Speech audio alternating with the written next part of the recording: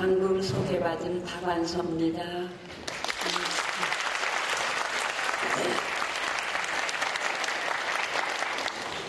저는 목소리도 크지 못하고 또 이렇게 막 연설조의 얘기를 잘 할 줄 몰라요. 그래서 극구 사양했던 건데 이 맹경순 아나운서의 집요한 설득으로 여기까지 오게 됐습니다. 근데 제가 이런 자리를 피하는 이유 중에 하나는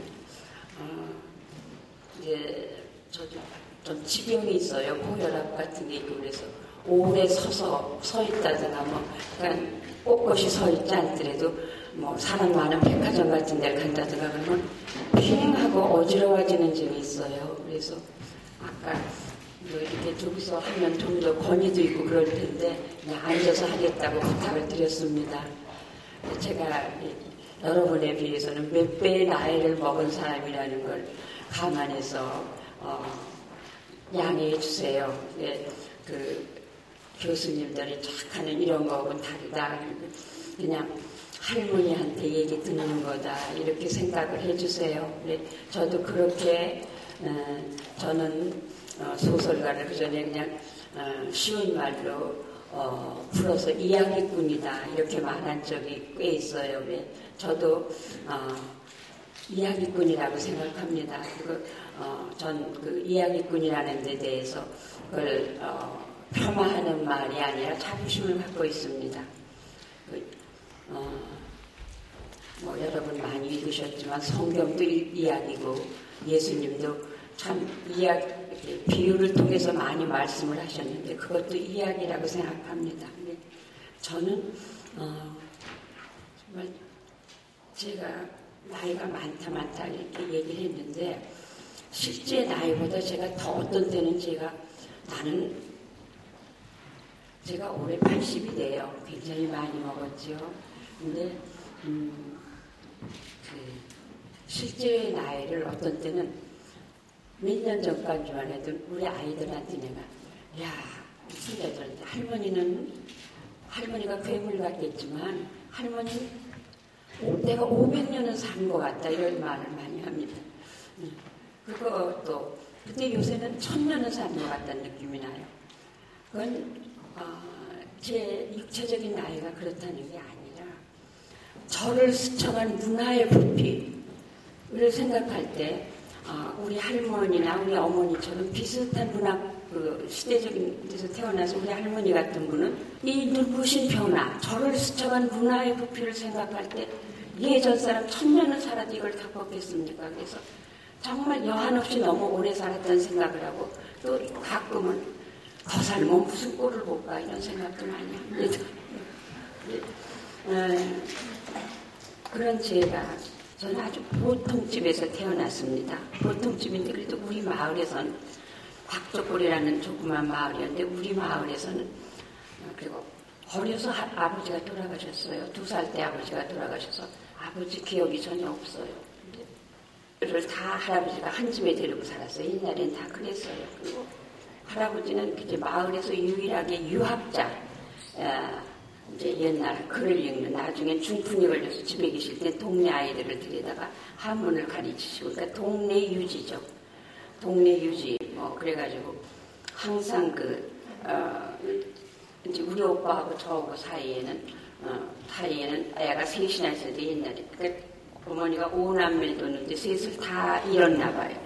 셋을 잃고 오빠하고 저하고만 건졌기 때문에 중간에 이제 나이 차이가 오빠하고 저하고 10살이나 차이가 납니다. 오빠는 이제 읍내에 있는 초등학교 늦게 들어가서 다니고 저는 집에 있고, 그러니까 유일한, 그리고 숙부들이 다 애를 나중에 낳고 그때 못 낳았어요. 그래서 할아버지가 그냥 저를 줄창 데리고 있고 할아버지의 훈도를 받은 게 다 유학 교육이었다고 생각합니다. 근데 그럼 나중에 말씀드리겠지만 자기가 아는 유학의 논리로다가 집안을 다스린 게 나중에 생각하면 그게 다, 저는 나중에 제가 가톨릭에 영세하기 전에도 성경을 즐겨봤는데 성경의 가르침하고 그 유학의 가르침하고는 너무 닮은 게 많아요.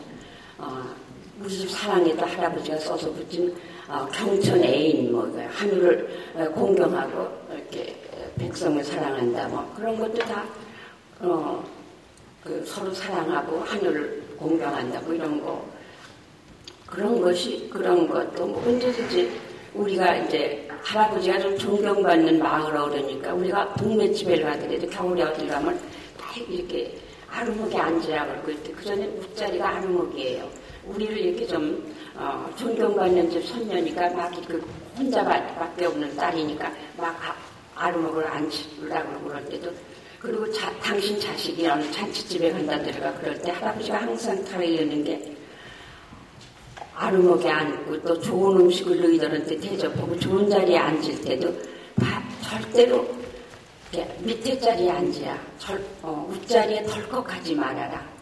너희들이 윗자리에 덜컥 안 가고 아랫자리에서 겸손하게 있어도 다 그 댁에서 나중에 너한테 다 대우를 한다. 절대로 윗자리 또 이렇게 두둑이 상에서 좋은 자리를 넘보지 말아라. 그런 게 항상 배웠어요. 그리고 네가 원하지 않는 걸 남한테 시키지 말아라. 그것도 할아버지가 이렇게 평풍에 써붙였던 건데 기소불역, 물시어인 이런 문자가 있어요. 이게 뭐 논어에 나오는 문자인지 모르지만 너가 원하지 않는 걸 남한테 절대로 시키지 말아라. 이런 것도 다 성경 말씀이 다 성경 말씀에서 우리가 좋아하는 거는 다 아마 모든 이거 뭐 사랑이라든가 자비라든가 연민이라든가 이런 그런 것도 다 모든 종교의 불교나 무엇이나 다 있다고 생각해요. 할아버지는 산뜻 들고 늦게까지 기독교라는 거는 이때에서 모르셨을 거예요. 나중에 또 이렇게 중풍이 걸려서 그 마을을 못 벗어나셨으니까. 그래도 그냥 유교 그래서 아마 야소교라든가 뭐 천주학이라든가 천주학도 할아버지가 천주학이라고 그러지 않고 천주학 그래서 참 나쁜 건 줄 알았던 이런 생각도 나는데요. 그 정도지 종교교육은 받은 바가 없습니다. 그렇지만 그 사람의 사는 도리에 대해서는 아버지가 안 계신 대신 할아버지로부터 받은 것이 나중에까지 저에게는 충분한 종교교육이 됐던 게 아닌가 이렇게 생각합니다. 그리고 어머니로부터 받은 게 고마워요.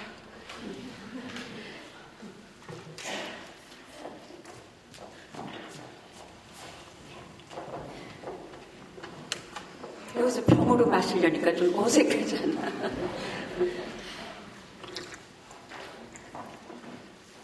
어머니로부터 받은 것이 저에게 문학교육이었다고 생각합니다. 어머니도 물론 언문, 옛날에는 우리는 한글을 언문이라고 그랬어요. 그리고 한문은 진서라고 그러고 이게 진짜 글씨다.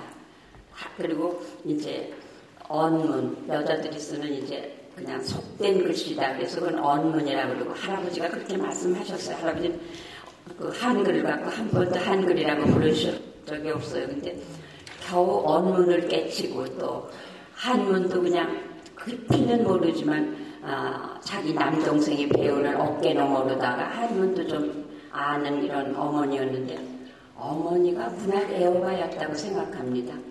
어머니는 시집 오실 때 우리가 지금 말하는 전래동화 같은 것, 전래동화도 옛날 이야기죠. 옛날 얘기, 춘향전, 장화홍련전, 심청전, 여러 그 전으로 내려오는 것도 있지만 많습니다. 그런 책을 이렇게 베낀 거.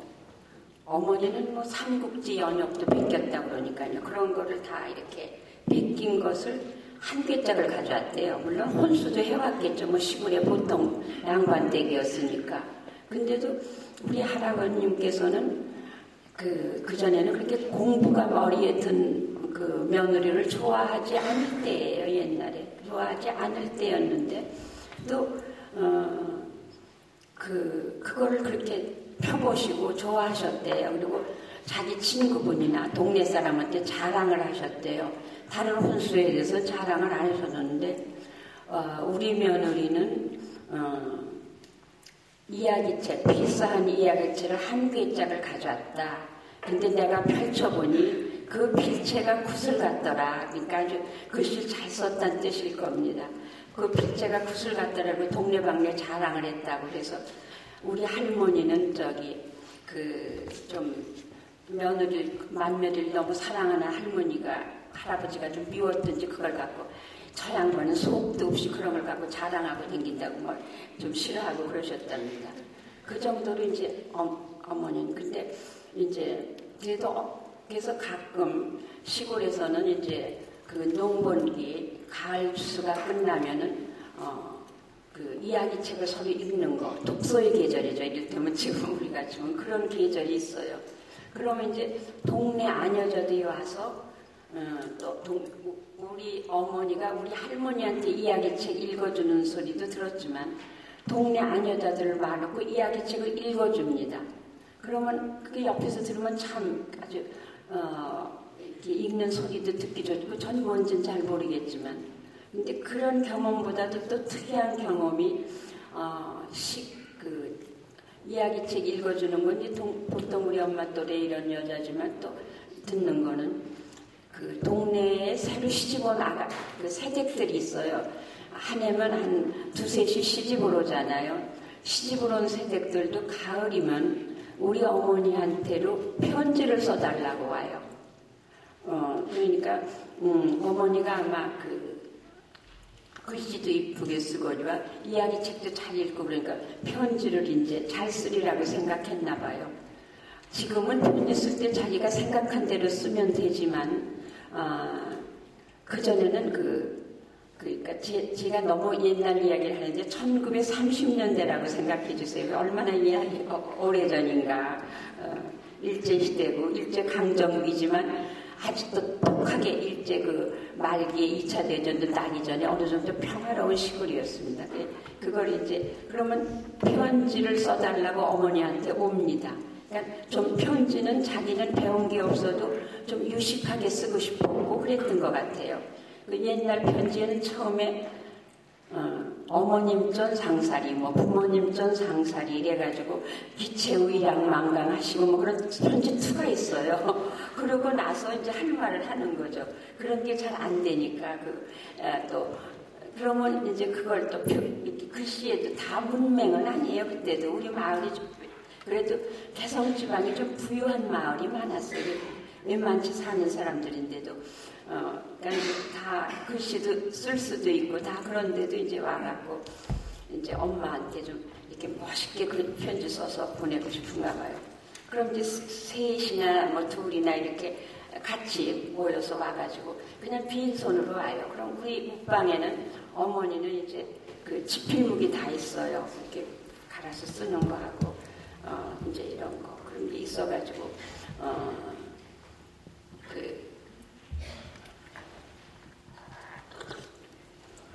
우리 어머니가 먹 깔고 또 우리 한지에다 이렇게 갖고 어머니가 이제 그 사람들한테 그래도 어머니가 막 쓸 수는 없잖아요. 이제 안부는 누구누구 하고 이쪽엔 또 어떻고 이제 어떻게 사는지 다 알지만 또 이렇게 하고 싶은 얘기를 다 들어가고 쓰죠. 몇 개를 다 이제 쓰고 나서 이제 그 사람이 써달라는 대로 제대로 다 썼나를 읽어줘요, 어머니가. 그러면 그 세댁들은 자기가 한 얘기를 우리 엄마가 썼지 우리 엄마가 꾸며서 쓴 얘기가 아닌데도 우리 엄마가 이제 자기 사연을 다 쓰고 이제 그런 거를 이렇게 해서 다 이렇게 읽어주거나 우리 어머니가 목소리도 좋으셔요. 읽어주는 걸 들으면 그 사람들이 다 울어요. 이렇게 그전에는 이렇게 한복 입고 옷구름으로다 이렇게 이러는 걸 저는 이제 이제 옷방에 엄마의 그런 게 있으니까 이렇게 있고 그때는 이제 아버지가 안 계시니까 엄마가 그 정도로 자유로웠던 것 같아요. 그러니까 이렇게 하는 걸 난 아루목 쪽에서 누워서 옷방 쪽에서 그걸 이렇게 그 등잔불 밑에서 그런 광경을 볼 때 참 엄마가 위대해 보였어요. 엄마는 무언가 써서 저 여자들을 울렸다. 그리고 엄마가 그것이 그냥 참 듣기가 좋았고 그 엄마에 대한 자부심 그리고 또 어떤 이야기의 힘 같은 걸 느낀 게 자기 말을 했는데 우리 엄마가 그걸 썼는데 그걸 듣고 저 사람들은 울었다. 그러면 내가 그때 완전히 느낀 건 아니지만 똑같은 말을 잘 글로 정제해서 썼을 때 자기 이야기인데도 자기를 울리게 하는구나. 뭐 이런 거 그게 신기하기도 하고 저 사람이 말한 걸 엄마가 썼는데 저 왜 우나 이런 느낌도 있고 그런 것이 저에게 아버지는 안 계셨지만 그 엄마를 내가 자랑스럽게 여기고 그것은 결국 나중까지도 이야기라는 건 참 좋은 거라는 걸 느끼게 한 게 아닌가. 그렇지만 그때 우리 어머니는 그렇게 이야기책을 뭐 갖고 오시고 그랬다 그래도 이야기에 어떤 이야기를 쓰는 작가가 따로 있다 이런 건 엄마는 알지도 못하죠. 옛날 이야기 어떤 작가가 춘향전 누가 썼다는 게 있는 게 아니죠. 심청전 누가 썼다는 게 있는 것도 아니고 그냥 이렇게 어머니는 그걸 전달한 그때 책 읽어주는 사람이라는 그런 어떤 직업도 옛날에 있었을 지경이니까 그랬다 뿐이지 그걸 어머니가 그러니까 저한테 어머니는 이야기를 좋아했지만 제가 딸이 자라서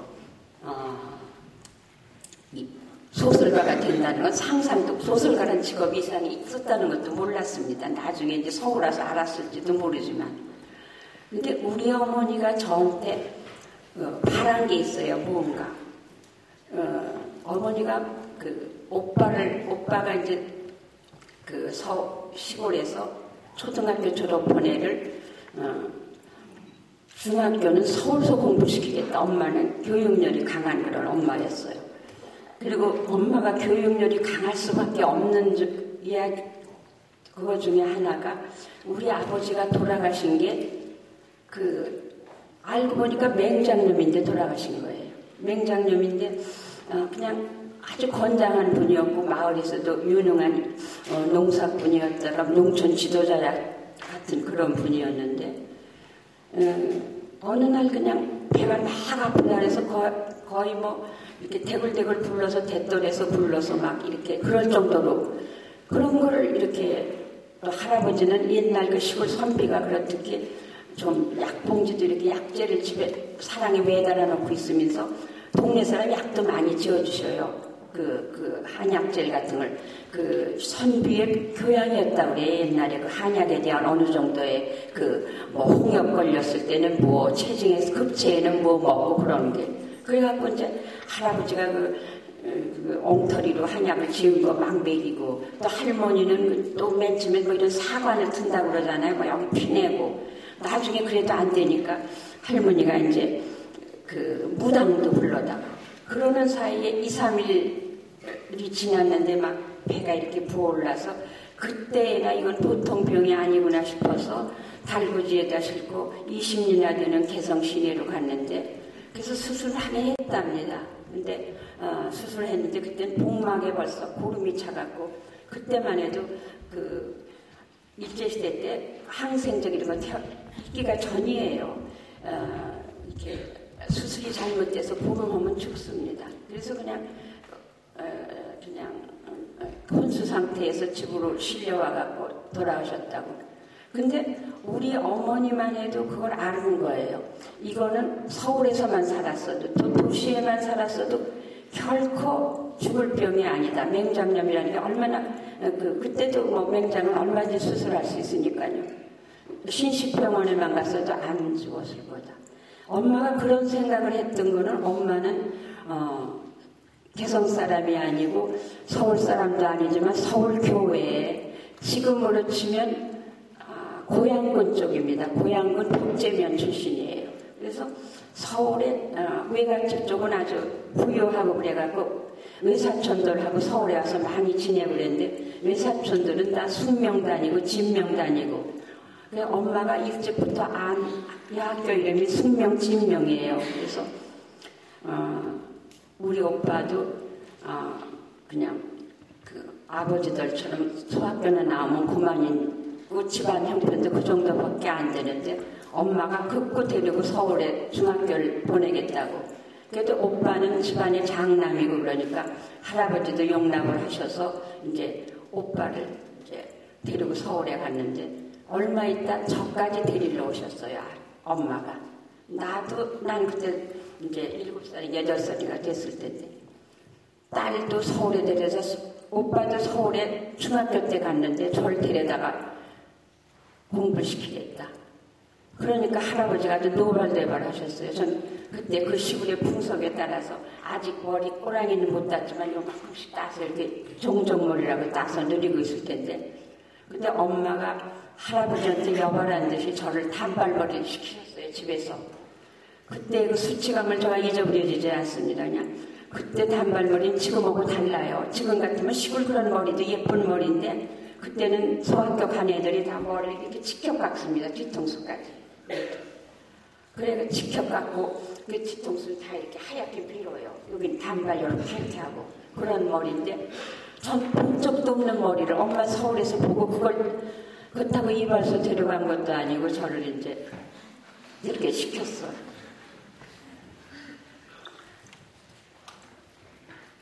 그러면서 이제 너는 공부를 곧 데리러 오기 전에도 너는 어떻게든지 공부를 많이 해서 그 전에도 오빠하고 이제 방학해서 내려오면 저한테 말하는 게 있어. 서울 가더니 엄마가 달라진 게 뭐냐면, 너는 공부를 많이 서울 가서 해서 너는 선생님이 돼야 한다.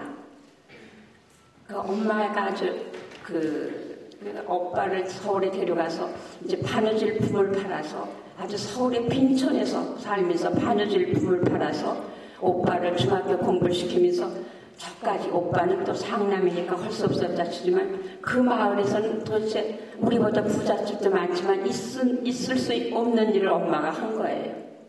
그리고 할아버지도 저를 딸이라고 차별 안 하신 것 중에 하나는 나중에 동네 아이들을 데려다 한문 가르칠 적에 남자들 다 놓고 가르칠 때 저를 이제 앞에다 놓고 가르치셨어요. 그래서 전 서울에 오기 전에 할아버지한테 천자문을 띄웠는데, 그리고 그냥 얘는 이렇게 잘하는데 너희들은 왜 못하냐고 애들 야단치시고 저를 번호로 잡으시고 그럴 정도로 그러셨지만, 서울에 데려가서 소학교를 보낸다는 걸 아들 손자도 안 한 걸 저한테 한 적은 상상을 못 하셨죠. 그래도 그러니까 엄마도 이제 남편을 잃고 과부가 됐음으로써 그만큼 자유로워진 거예요. 그래갖고 뭐 엄마가 하겠대 뭐 어떻게 돈 달래는 것도 아니고 그냥, 그래도 그냥 할아버지가 이 옆낭에 여기 이렇게 찬 주머니에서 그때 옛날에 50전짜리가 큰 돈이에요. 하얀 돈, 다른 1전짜리인데 노란데 그걸 막 저한테 이렇게 쥐어주시지 않고 던져주셨어요.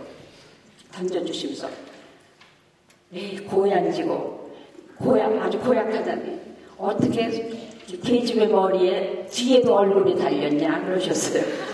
이렇게 높이 깎아서 뒤가 허여니까 높이 깎고 그걸 면도질을 해야 하는데 엄마가 막 이렇게 가위로다 막 하얗게 만들어서 막 뜯어먹은 것 같은 게 얼마나 흉했겠어요.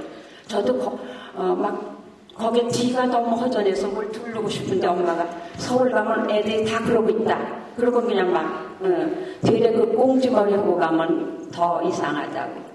그냥 할아버지가 그렇게 아주 그냥 보기 싫어하시면서 섭섭해하시고 그랬던 생각이 납니다.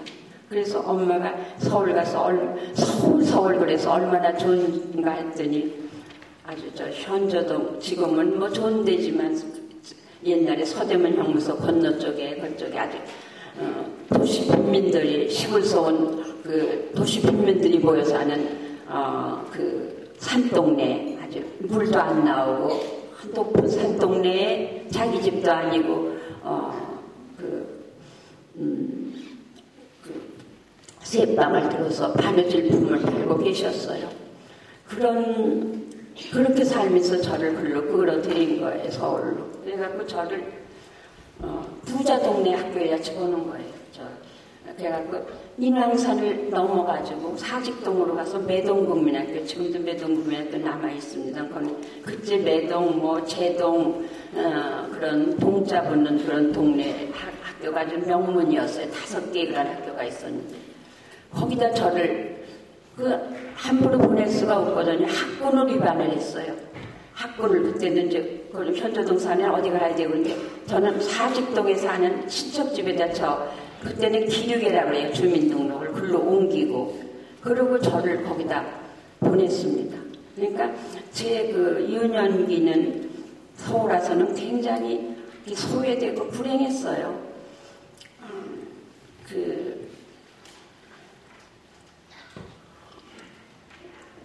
엄마는 좋은 학교에 절 보낼 생각만 했지. 좋은 학교 애들은 다 옷도 반듯하게 입고 다 아주 깡통 치마에다 다 예쁘게 하고 그러고 그 학교에 오고 그러는데 저는 그냥 그 촌뜨기까지 해갖고 물론 이제 서울 와서 단발이 좀 위발소에 가서 새로 오고 그러긴 했지만 그때도 한복 입고 다니는 애 별로 없는데 까만 치마를 좀 짧게 하고 버선 신고 이러고 학교를 보내니까 그러니까 참 힘들었고 제일 힘든 거는 이제 전 할아버지로부터 가장 그 엄하게 받은 게 정직하다는 거, 거짓말 시키는 건 아주 가장 안 되는 걸로 교육을 받았는데 근데 또 하나의 가짜 주소가 생긴 거예요. 사직동에 누구누구 집. 그럼 학교에서 선생님이 물어보면 사직동 넌 누구누구라고 그래야지 너 현조동 아이라고 그러면 안 된다. 이런 것도 저희 유년기에 굉장히 스트레스가 됐습니다. 그래서 또 거기 애들은 다 공부도 일본 글도 되게 깨쳐가지고 오는데 저는 언문밖에 모르는 애가 가서 그래서 그 2, 3학년 때까지 아주 공부를 지질이 못하고 학교 가기 싫어하는 열등생이었어요. 그러다 이제 자꾸만 이제 엄마도 같이 뭐 이렇게 공부를 해가면서 저를 가르치고 또 엄마가 선생님이 되라는 게 하도 강하니까 그리고 그때는 선생님이 되려면 미리 이제 사범학교에 들어가야 되는데 사범학교 경쟁률이라는 게 굉장히 셉니다.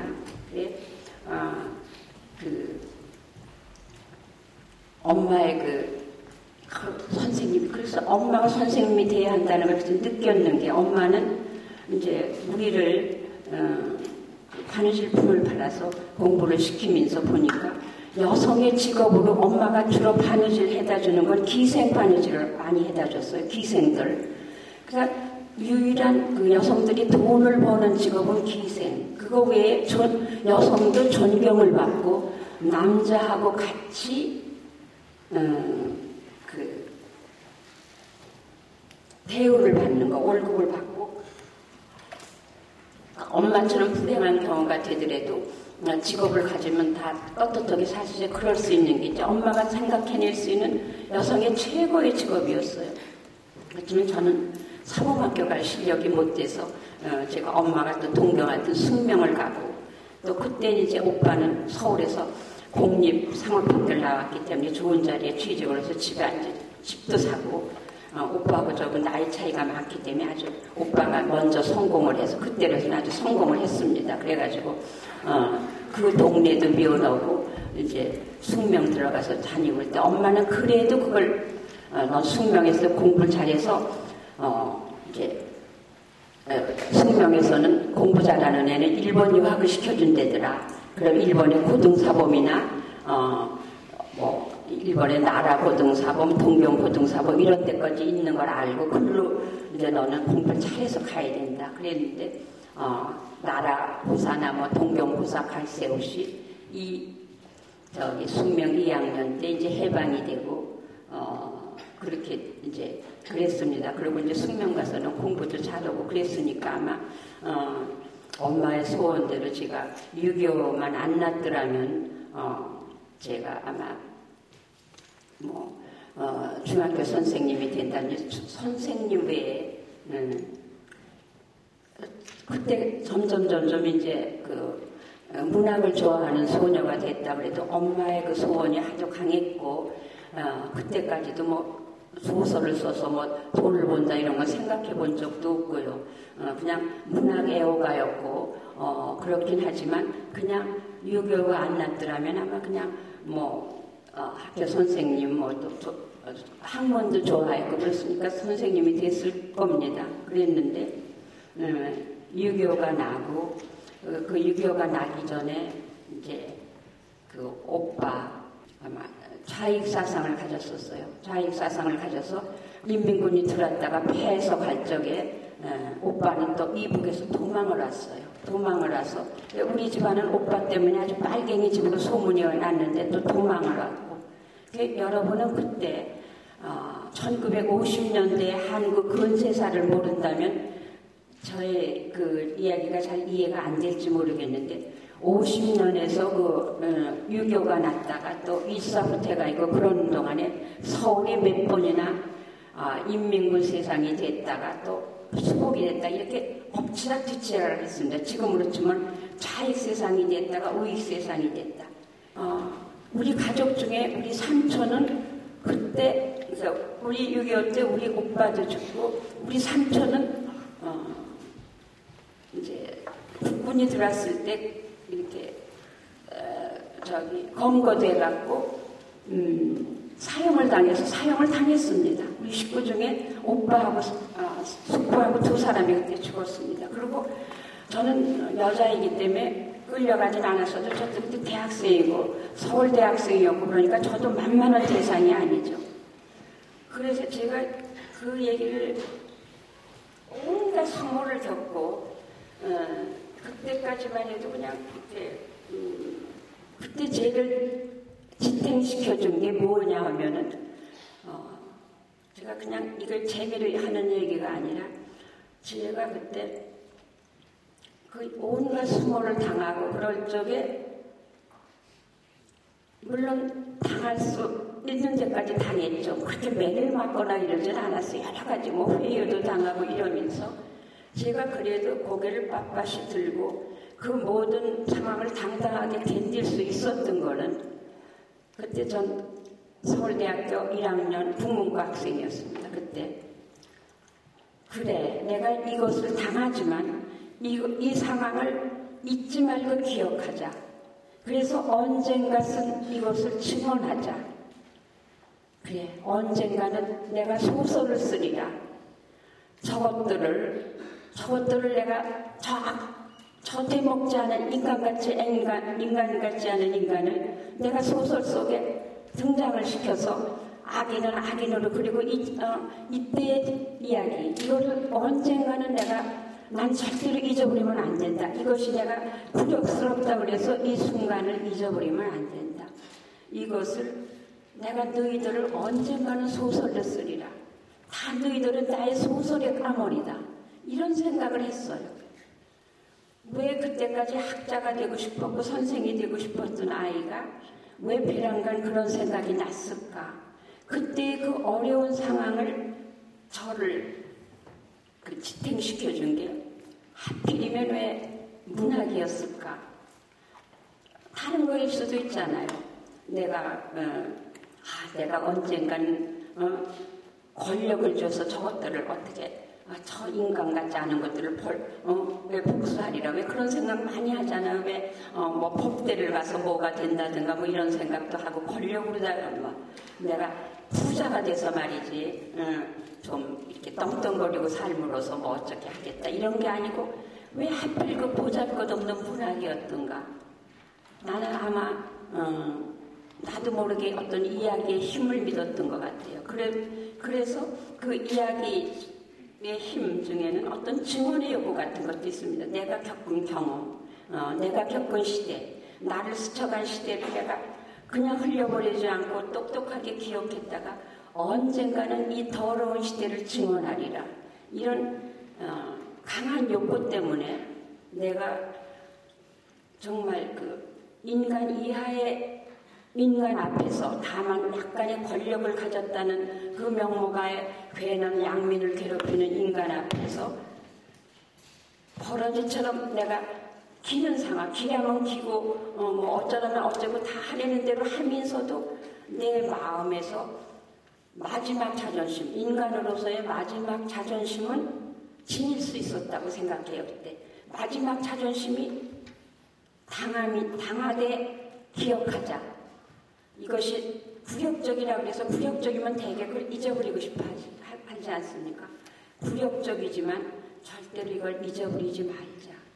그것이 저에게는 그 시대를 견디는데 힘이 됐습니다. 그러니까 그때는 제가 그때 꿈꾼 문학은 복수로서의 문학이었어. 복수. 저것들을 문학 속에서 내가 이야기를 만들어서 그러니까 좋은 소설을 꾸며서 왜 뭔가 레미제라블 속에 같은 레미제라블도 내가 애독하던 책이라 거기에 나오는 그 악당들이 있어요. 끝내 따라다니는 형사라든가 또 네나르디에라는 그 나쁜 놈이라든가 이런 아주 전형적인 나쁜 놈으로 형상을 시켜서 재밌는 소설을 쓰리라 이런 것을 내가 생각을 그래서 그 시대를 내가 아주 버러지가 되지 않고 아주 버러지가 된다는 거는 그 어떤 순간에 인간적인 자존심을 아주 놓는 겁니다. 근데 내가 그래도 인간적인 내가 내 몸은 땅에 기더라도 내 마음은 자존심, 최소한으로 인간의 자존심은 지켜야 한다. 나는 아무리 괴로워도 아무리 구석일게라도 이걸 기억해야 된다. 이것이 그때 내가 소설을 쓰지 않았지만 소설 쓰기 전에도 나에게 그런 이야기의 힘이 나에게 있어. 그건 내가 문학 애호가였기 때문에 어려서부터 많이 문학에 길들여졌기 때문에 내가 가질 수 있는 나에게 이야기라는 게 그렇게 큰 힘을 발휘했다고 생각합니다. 그래서 제가 이제 PX에 취직이 됐다 그러니까 우리 동네 사람들이 저 집 굶어 죽을 줄 알았는데 이제 살아났구나 그러면서 아주 다 부러워했어요. 거기 들어가면 금세 이렇게 큰 돈을 벌 수 있는 그런 직장으로 알아줬어요. 근데 거긴 아주 잘 뽑아요, 사람들을. 그럼 잘 뽑는 건 뭐냐면 잘 내쫓기 때문에 잘 뽑아요.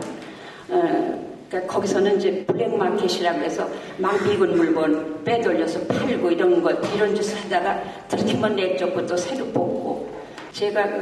그래서 제가 그때 취직이 금세 된 것 중에도 전 국문과였는데 영문과라고 했어요.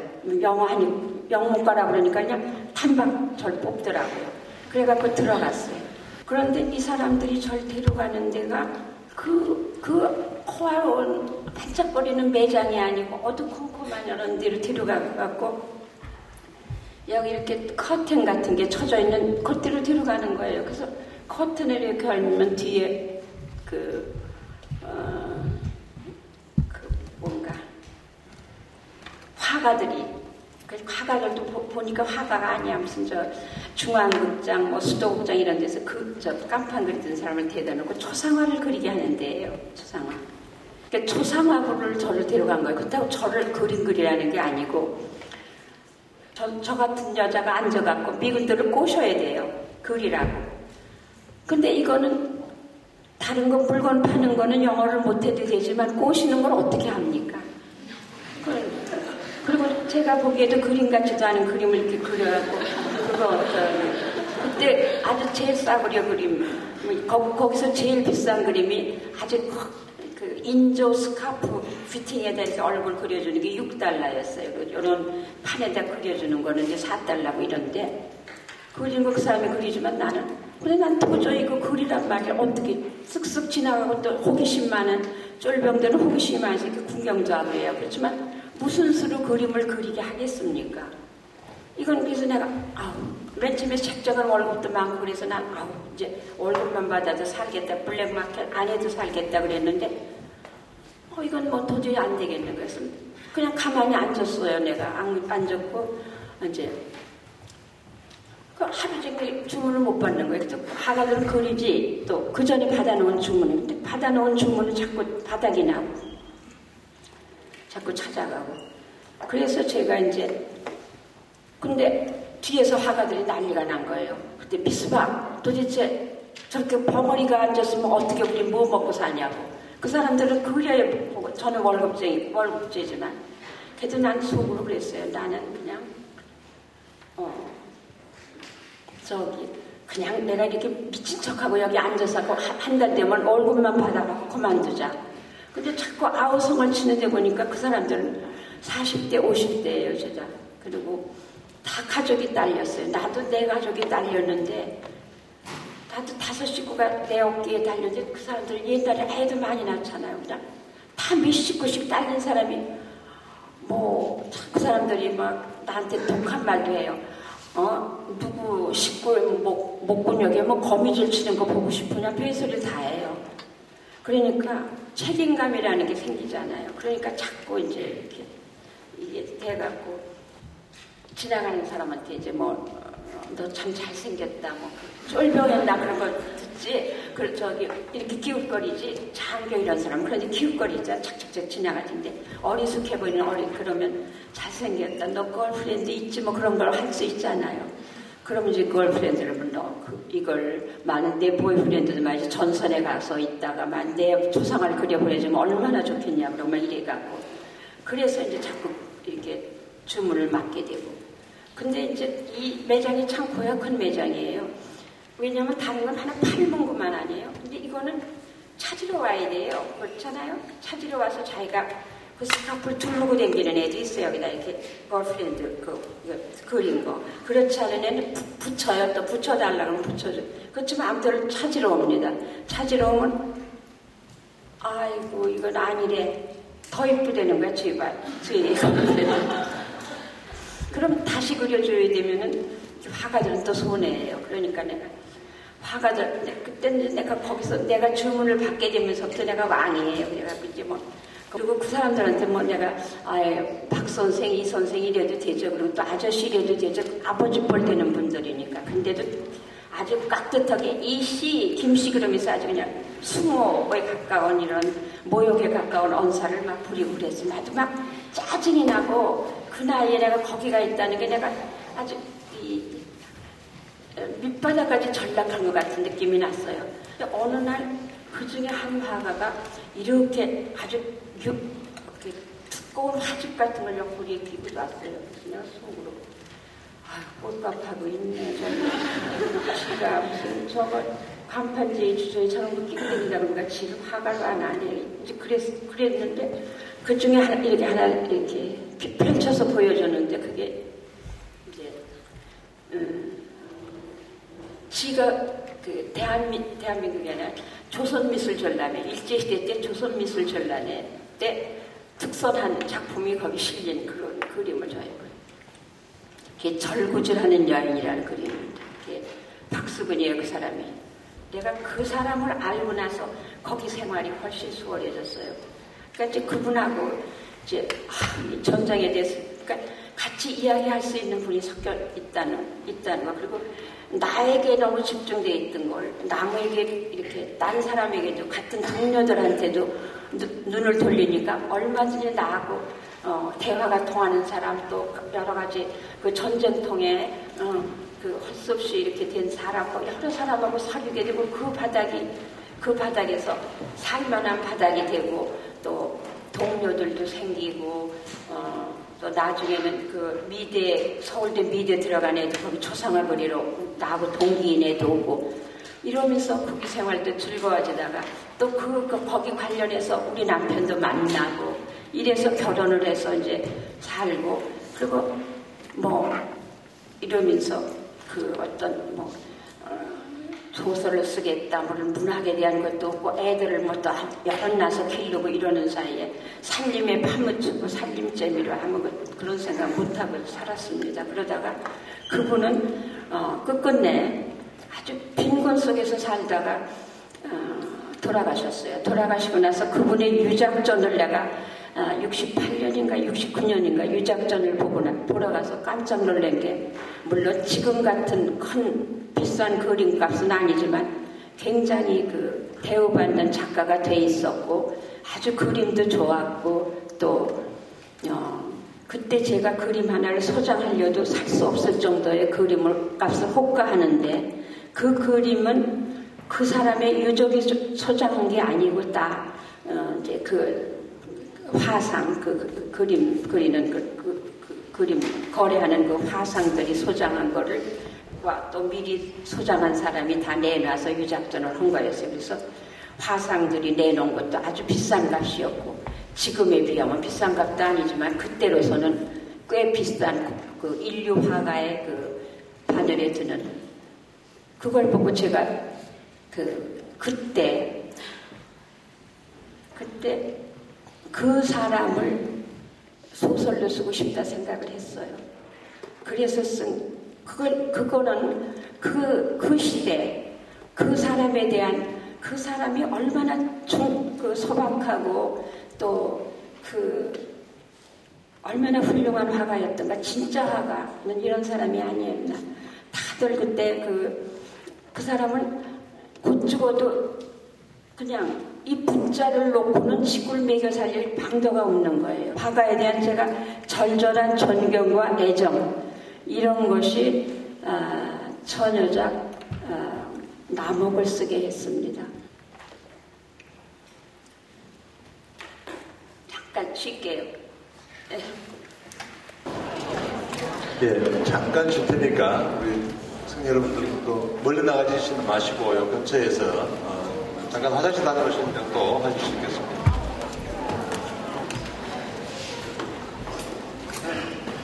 지금까지 나는 왜 작가인가는 이야기를 한 것 같아요.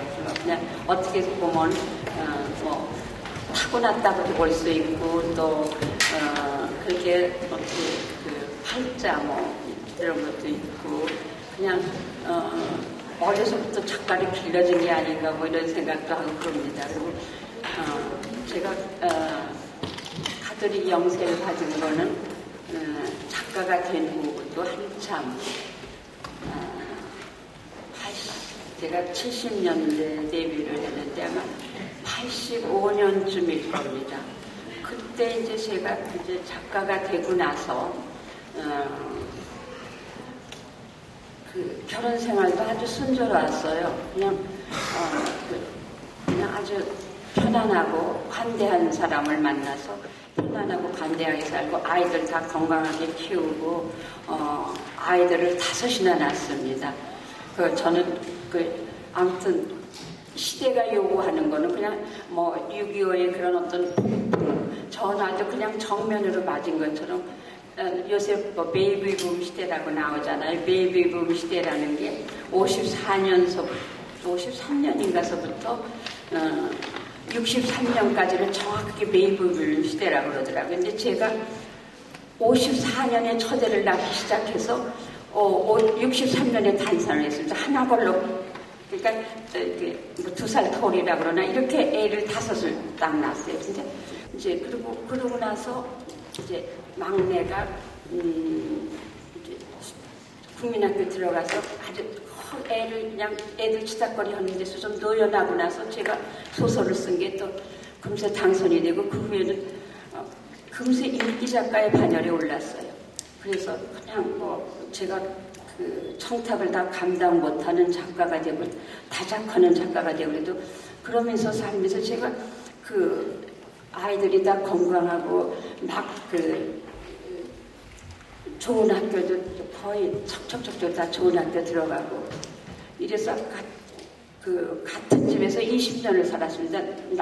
막내를 거기서 나서 거기서 대학교 들어갈 때까지 이제 한 집에서 살아서 동네 사람이 잘 아는데 보문동의 큰 한옥에서 그럴 적에 동네 사람들이 우리 집을 복갓집이라고 해서 복이 많은 집이라고 애들이 명 나오고 건강하게 자라고 그때도 학교 잘 들어가는 건 예전에는 중고등학교까지 시험을 칠 때니까 시험 칠 때 학교 한 번도 안 떨어지고 그 여러 애들이 쑥쑥 들어가고 잔병치레 안 하고 이렇게 잘 자라는 집이 없다 그래서 우리가 이제 그걸 팔고 아파트로 올 적에 그때 한옥이 아파트 붐이 일어서 잘 안 팔릴 때인데 복갓집이라서 금세 팔렸어요. 그럴 정도로 그냥 우리를 남들이 이렇게 복 있게 봐주고 이럴 적에 저에게 그냥 좀 그런 생각이 났어요. 왜 난 이렇게 모든 것이 잘 될까? 근데 그것이 기분 좋은 게 아니라 괜히 좀 그게 어떤 이해감이라고 그럴까? 괜히 그래 이렇게 뭔가 왜 사람이 불행할 때도 종교에 많이 의지한다 그러잖아요. 근데 이거 불행 과목은 다르지만 나한테 왜 이렇게 많은 복을 누군가가 주실까?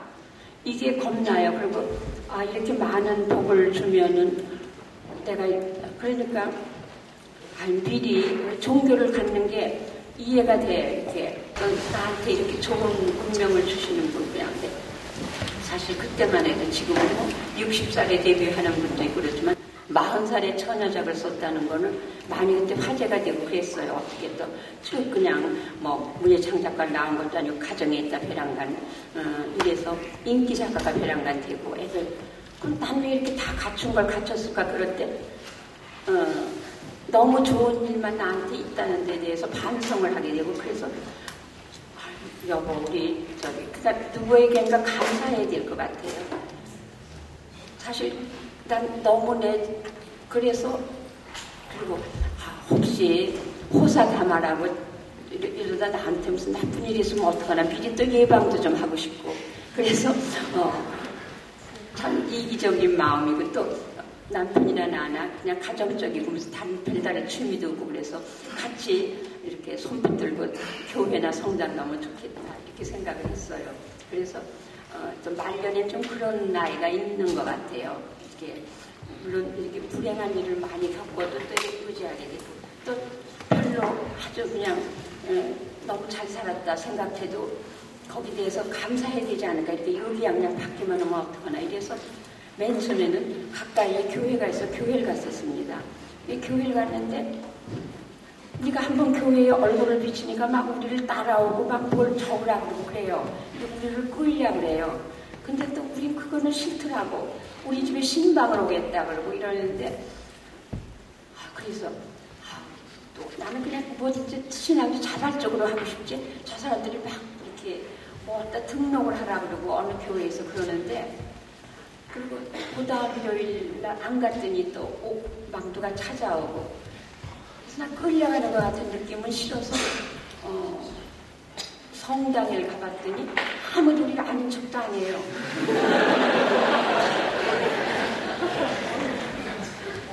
교리를 받고 그래서 그 교리를 받으면 나에게 엄청난 뭔가가 올 줄 알았어요. 그런 뭐 눈뜸이랄까 하나님을 깨닫게 되는 어떤 그런 신비 체험 같은 게 있을 줄 알았는데 뭐 전혀 그런 것도 없이 그냥 영세를 받고 또 그냥 그리고 그 교리에 대해서는 제가 거의 아까도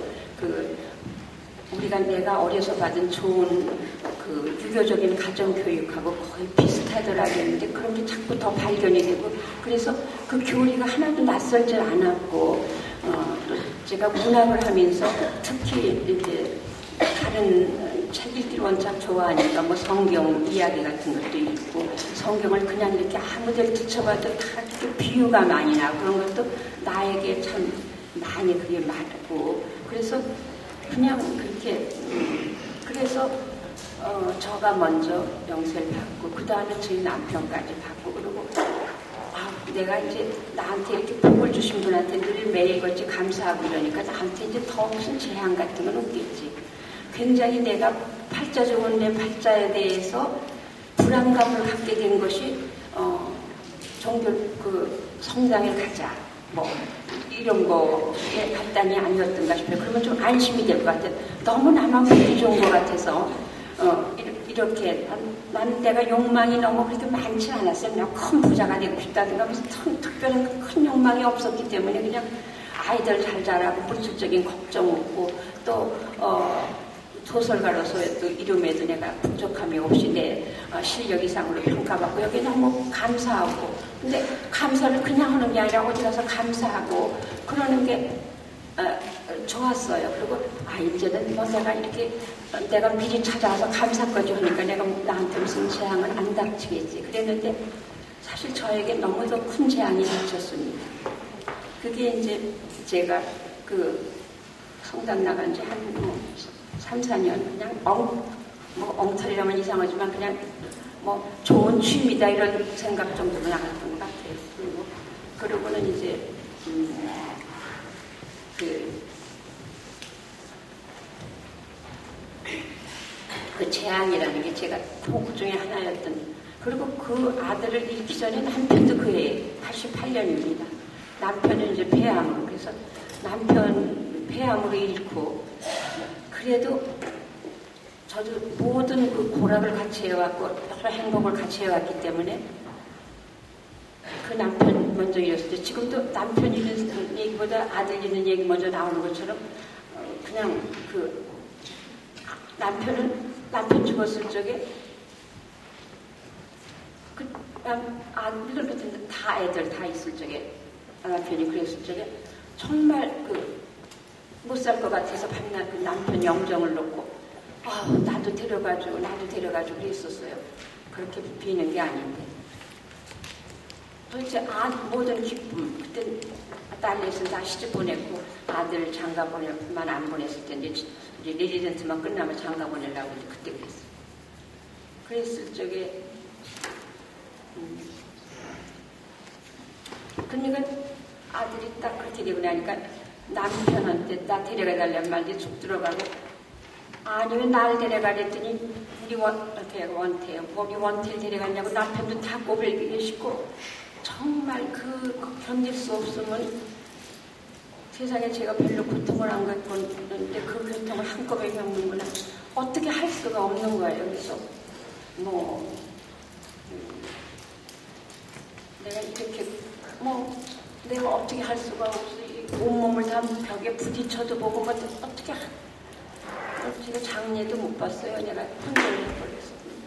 그리고 또 그때가 이제 88년이에요. 그래서 한 해에 이제 남편과 아들이 이었어요. 그러니까 이상하게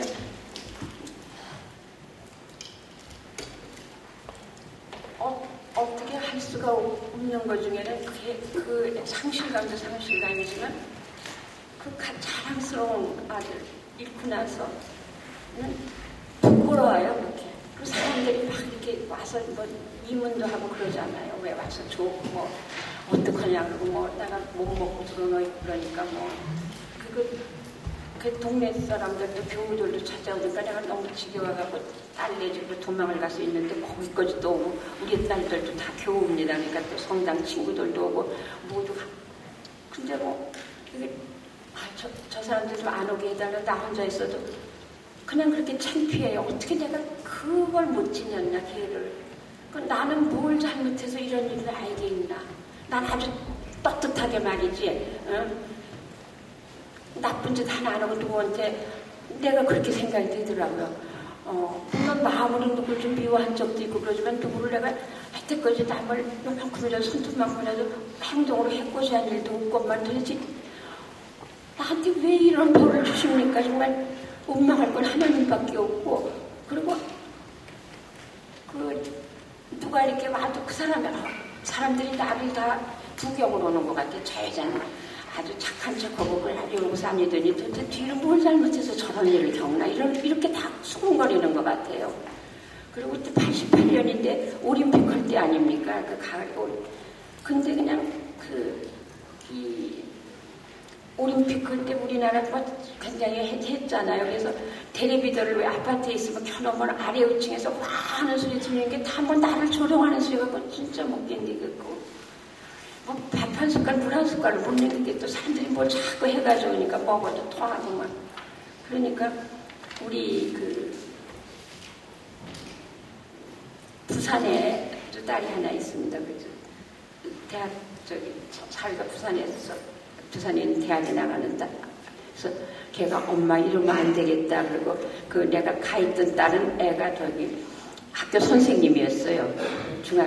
고등학교 수학 선생님 공부 있는 애가 있는데 걔는 암만 해도 집에 사람이 있어서 나가니까 너를 엄마를 누가 헤매기겠느냐. 자기가 이제 가서 동양을 하겠다고 그러고 저를 그때 아주 거의 이렇게 굶어서 허청허청하는 저를 막 끌고 맨 처음에 입원을 시키겠다 그러더니 그래도 입을 잡수면 된다 그래서 데리고 이제 부산에 갔었는데 근데 전혀 속에서 음식이 받질 않아요. 그래서 이렇게 억지로 먹는 척을 하면 토하고 그래도 그때 저는 사회하고 맥주를 많이 마시는데 그것도 아마 좀 맥주 같은 거 맥주 마실 때 그래서 그래도 이렇게 움직이기도 하고 그러는데 이렇게 정신이 맑아지면서 몸이 이렇게 가볍고 이렇게 몸이 마르고 이러면서 나는 아들하고 남편을 따라 죽고 싶다. 근데 내가 이렇게 안 먹으면 언젠간 나는 죽을 것이다. 그런 느낌이 나요.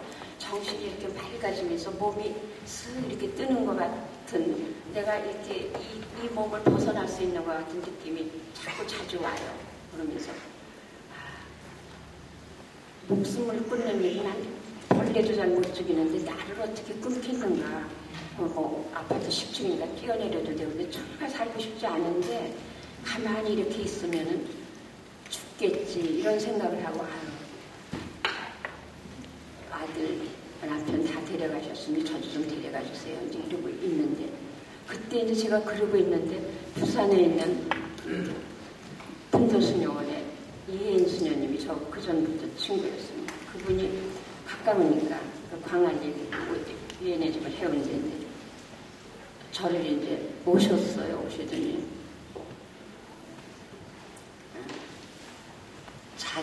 저를 엄마 이래서는 안 되겠다니 엄마 이래서 안 되겠으니 자기가 모시고 가서 거기서 저를 데리고 있어 보겠다고 그랬대. 그래서 거기서 엄마를 어떻게 뭘 이렇게 앉아 쓰는데 뭘 해드리겠냐고. 아무튼 제가 데려가겠다고 그러더라고요. 그 엄마 저 수녀님 따라가려고 아무래도 그만이에요 뭐. 그래서 이제 수녀님하고 그때는 차를 그래서 나도 거기 수녀님들 잡수는 거 봤는데 깨끗하고 소박하고 그러긴 하지만 엄마는 그렇게 먹어서는 안 되는데 막 이러면서 수녀님한테 부탁을 하고 그러더라고요. 그래 알았다 그러면서 이제 제가 이제 그 수녀원에 들어갔습니다. 그래서 거기서 이제 지금도 언덕방이란 방이 이제 비정해 지금 나중에 생기고 저는 거기를 해마다 갑니다. 금년에도 이제 4월 달에 3월 말에 가서 4월 초에 왔습니다. 며칠 있다가 그래서 거기가 제 마음의 고향 같아요. 거기서 이제 그러니까 혼자 있고 근데 제 살겠는 게 누가 뭐 먹으라 그러질 않아요. 그래서 저는 처음으로 거기서 이제 혼자 저를 무슨 위험물질처럼 막 옆에서 보호를 하고 막 이러고 근데 거기서 저 언덕방이라는 방에는 손님방이 한 2개 있고는 응접실 같은 게 있고 거의 굉장하진 않지만 큰 집이 저 혼자입니다. 밤이면 아주 절대孤独입니다. 아무 들리는 것도 없고 수녀님 숙소 따로 있고 그 손님방이 저밖에 없어요. 근데 그냥 이럴 적에 제가 일생에 처음 정세가 그래서 처음 하나님하고 1대1로 대결을 해본 게 그때라고 생각합니다. 그냥 할 일도 없고 잠도 안 오고 그러니까 그 십자가 아주 소박하게 이렇게 나무로 만든 십자가상에 이제 거기 이렇게 있는데 제가 정말 이제 간절하게 기도를 했어요. 밤을 새고 잠들 안 하고 밤을 새고 나한테 한 말씀만 하시라고 저 나중에 한 말씀만 하시라는 책도 썼어요. 한 말씀만 내가 무슨 잘못을 했는지 이것이 무슨 까닭이지 내가 왜 이런 벌을 받아야 되는지 한 말씀만 무슨 꿈의 계시라도 나타나든지 뭐라고 이것이 무슨 까닭인지 이것이 거짓이어도 좋으니 신비 체험을 나에게 해달라. 난 그래도 열심한 신자였는데 나에게 어떤 이렇게 해답이 없을 수 있겠는가. 한 말씀만 난 그 까닭을 모르겠다. 나는 절대로 이렇게까지 무거운 죄를 짓지 않았다. 내가 그리고 또 사후세계는 있느냐. 얘들을 만날 수가 있는가. 그걸 당신이 있긴 어디 있느냐. 포악도 부려보고 온갖 짓을 다 해도 정말 제가 그때 깨달은 건 하나님은 침묵이에요. 아무것도 말 안 해요. 아무리 절대 침묵이 하나님이라고 생각합니다.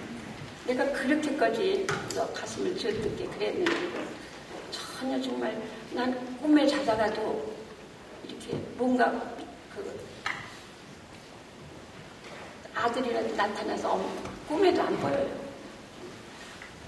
우리 이제 다시 만날 테니 어쩌다 그런 위로라도 해주길 바랬고 정말 어떤 큰 목소리가 저에게 들려오길 바랬어요. 그런데 정말 그것이 없더라고요. 그리고 거기서 그러고 지내는데 거기서는 아침에 이제 6시면 이걸 항상 그렇더라고요. 언제든지 사계절 변함없이 새벽 기도라는 게 있습니다. 새벽에 수녀들 다 모여서 이제 성가 부르고 이제 미사 드리고 그러고 나서 1시간을 흐르고 옆방으로 이제 문 열고 나가면 이제 수녀님들은 다른 식당으로 가고 저는 문 열고 나가면 그 옆에 손님들을 보는 식당이 딱 있어요. 거기 가서 이제 저는 이제 수녀님이라든가 또 딴 저 친한 수녀님이 이제 겸상을 해서 그런데 겸상해서 잡수면서도 나보고 좀 먹으라고 하지도 않아요. 아유, 뭐 좀 드세요. 그렇게 안 잡수 어떻게 해요? 그럴 정도지. 그런 어떤 차가움 같은 것도 나에겐 좋더라고요. 내가 저기 성당이 더 차가워서 성당에 교회보다 차갑더라고 그랬는데 그것이 저의 성미에 맞는 것 같아요. 괜히 자꾸 먹어라 그래갖고 뭐 이러는 것보다. 근데 어느 날 아침 새벽 미사를 드리는데 어디서 된장국 냄새가, 물론 식당이 가깝긴 하지만 이렇게 복도가 있고 또 이렇게 하는데 저쪽으로 가야 식당이 있는데 아무튼 어디서 된장국 냄새가 휙 끼쳐와요. 그러면서 이렇게 뱃속에서 어떤 바람이 왜 꼬르륵 소리 난다는 거 있잖아요. 꼬르륵 소리가 나면서 어떤 식욕 같은 게 다들 안 느껴지더구나. 그때까지 안 먹으면 누구 보라고 괜히 그런 게 아니라 진짜 이렇게 토한다든가 이렇게 막 뱃속에서 수단이 안 돼서 못 먹었어요. 근데 막 꼬르륵 뱃속에서 그러면서 된장국 냄새가 나. 된장국 한 그릇 먹었으면 참 좋겠다 이런 생각이 날 정도로. 그래서 그러고 이제 그날 아침에 식당에 갔는데 진짜 된장국이 나왔더라고요. 그리고 이제 밥하고 이제 어떤 때는 이제 빵하고 우유하고 뭐 커피하고 적인데 아침에 불이 나올 적이 밥이 나올 적이 없나. 그래서 이제 아주 허둥거리면서 그냥 밥을 말아서 먹었어요. 한 반 공기쯤을 겁이 나서 그렇게 맛있을 수가 없어요, 말이에요.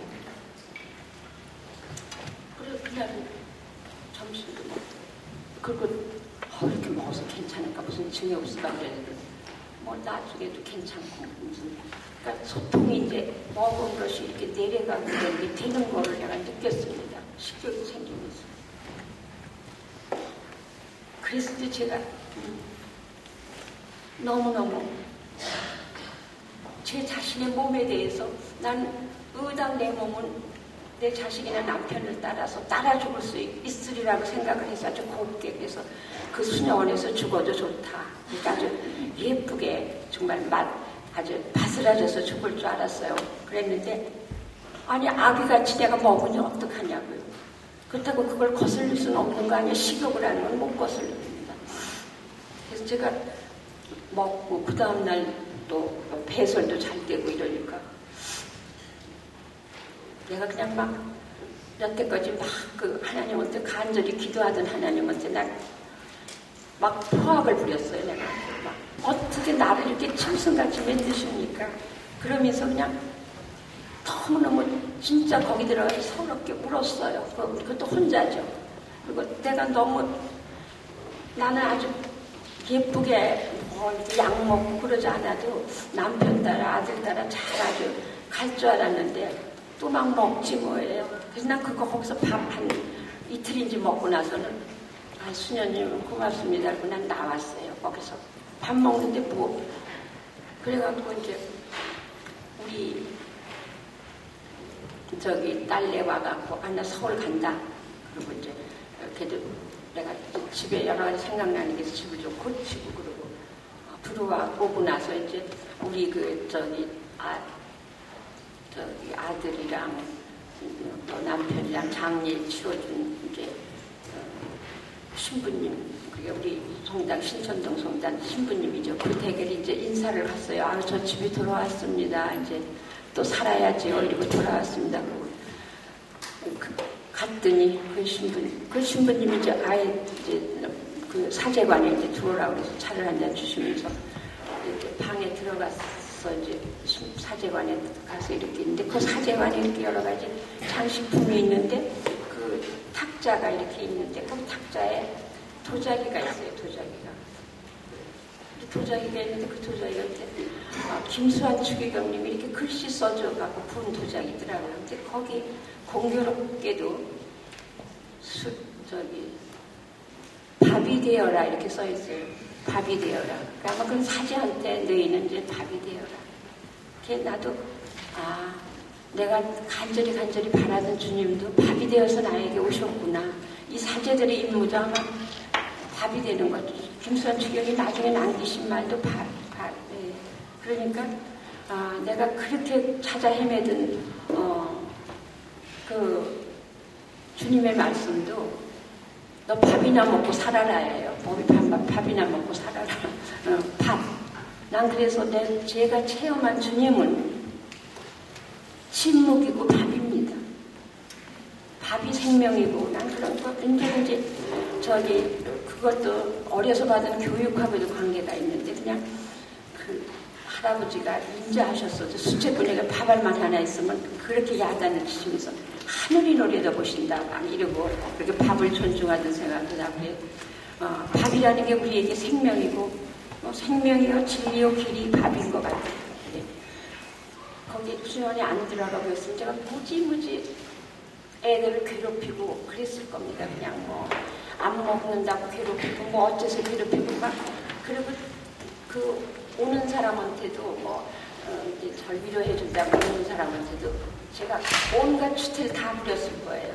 그 제가 이 사람들 사이 또 제가 딸들 가족들 사이에서 그 온갖 추태를 부릴 수 있는 그 방패막이가 되주신 분도 그때 주님이었다고 생각합니다. 저 이만할게요.